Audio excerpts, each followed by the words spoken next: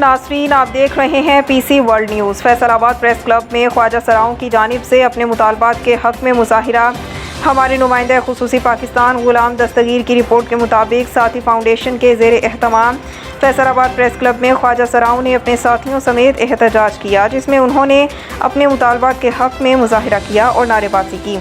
उन्होंने हुकूमत वक्त से मुतालबा किया कि दूसरे लोगों की तरह उन्हें भी मुकम्मल हुकूक दिए जाएँ और हुकूमती वादे के मुताबिक मुख्तलिफ इदारों में मुलाजमत दी जाए। उन्होंने KPK में ख्वाजा सराओं के कत्ल के खिलाफ एहतजाज भी किया और हुकूमत से उनके कातिलों को फौरी गिरफ्तार करके सख्त से सख्त सज़ा देने का मुतालबा किया।